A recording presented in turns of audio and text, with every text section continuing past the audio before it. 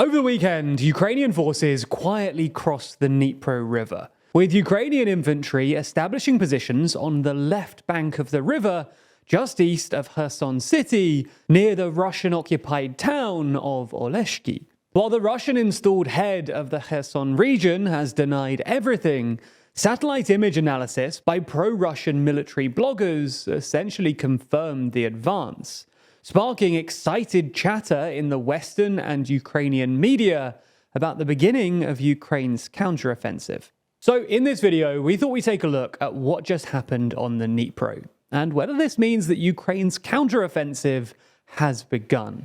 Hint, it doesn't.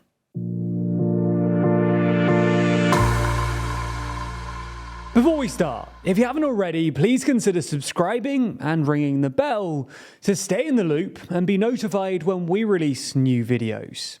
Before we get into it, and in anticipation of angry comments, we should just say that we're not undermining the Ukrainian army by talking about their recent advances. These advances were first confirmed by pro-Russian military bloggers on Telegram, and have since been widely publicized by both the Institute for the Study of War and the Associated Press. So it's not like we're reporting on anything that the Russians didn't know or providing them with any new information. And let's be honest, the Kremlin aren't watching TLDR anyway. And while it is true that a spokeswoman for Ukraine's Southern Defense Forces asked for, quote, international silence on this issue, this really applies to new developments and breaking news, which this video isn't about. Anyway, disclaimers aside, let's get into it. Since Russian forces first fled from Kherson city in September of last year, the Dnipro River, which runs across Ukraine and through Kherson city, has been the de facto contact line between the Russian and Ukrainian forces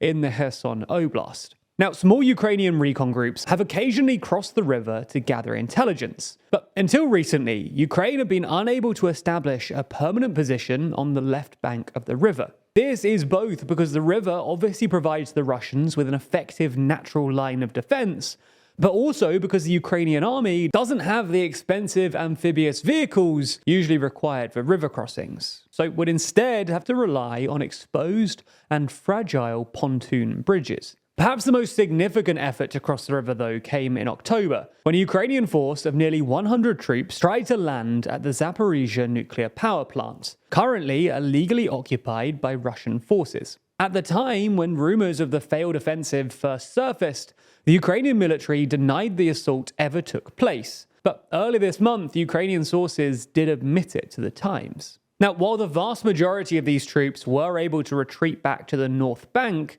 the experience, plus the fact that Ukraine had to concentrate most of its force in Donbass, apparently deterred the Ukrainians from trying another major crossing. That is, until last week, when Ukrainian forces apparently established at least a semi-permanent presence on the Russian side of the Dnipro River near Kherson city. Rumors of this advance first appeared in the middle of last week, but it was only really confirmed over the weekend, when satellite imagery analysis by pro-Russian Telegram channels concluded that the Ukrainians had indeed established positions on the west side of the M17 road, which runs from the eastern part of Kherson city across the now-defunct Antonovsky Bridge to the Russian-controlled town of Oleshki and the marshlands to the west of Oleshki. Now, according to these Russian Telegram channels, the Ukrainians had actually been probing these positions on the left bank of the Dnipro for a couple of weeks, but it was only at the beginning of last week that they started setting up supply points, and by the weekend,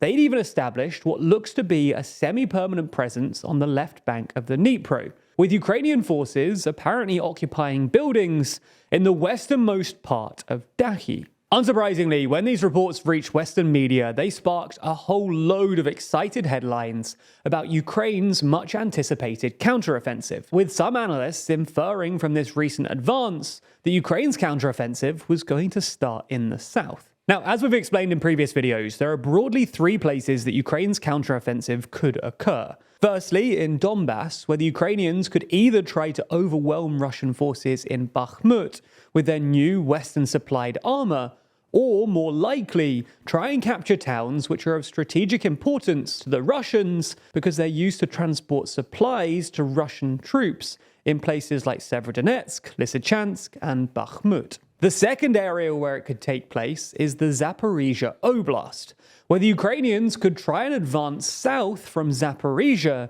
down towards Melitopol, isolating Russian forces on the Kherson Oblast to the west of Melitopol and putting a serious strain on Russia's logistics operation in the south.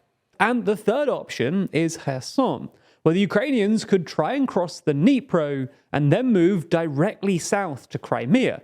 Taken at face value then, this recent development seems to suggest that the Ukrainians are going with option number 3, moving south from Kherson down to Crimea. But is this really a legitimate inference?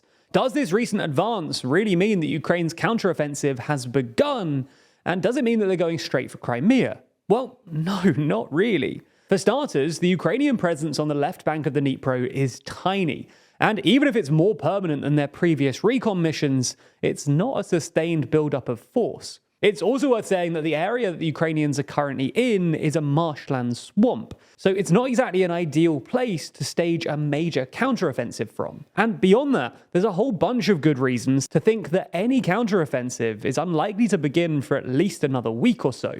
For instance, American intelligence reckons that the ground in eastern Ukraine will remain muddy until early May, and the Pentagon documents recently leaked to the media suggest that while 6 of Ukraine's new Western supply brigades have been ready since the end of March, the final 3 won't be ready until May at the earliest. Now, we're not saying that Ukraine's recent advances are insignificant. Any movement on the front lines, given their relative status over the last few months, is pretty remarkable. And the fact that the Ukrainians have established even a small bridgehead across the Dnipro is really impressive. All that we're saying here is that this doesn't necessarily mean that we should expect an enormous counteroffensive in the area in the immediate future. As a final thing, we're going to see a lot of this in the coming weeks. Everyone is anticipating Ukrainian counteroffensive very soon, which means that even the slightest movement on the battlefield is going to provoke excited headlines about how this is the start of some massive advance. The Ukrainians themselves are going to try and bluff and distract the Russians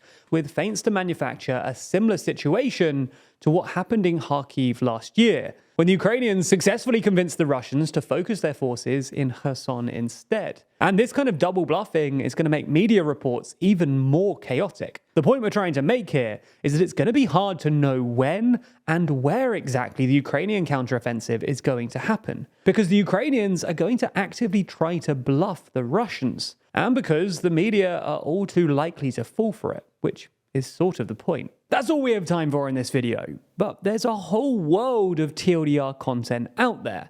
You might not already know, but we actually have 5 different TLDR channels explaining the news from the UK, Europe, and the rest of the world, breaking down the latest developments in the business world, and running you through the day's most important news that you might otherwise have missed. And TLDR has been doing this for about 6 years now. So to celebrate our anniversary, we'd love it if you subscribed. Not only to this channel, but also any of the others that interest you too. They're all linked in the description. Anyway, our whole purpose is to make the world around you more understandable, to unpack the confusing parts of the news in a way that's interesting, factual, and entirely non-partisan. So if that's something that you're into, then you have 5 channels to enjoy. And regardless, thank you so much for your support over the last 6 years. It really means a lot.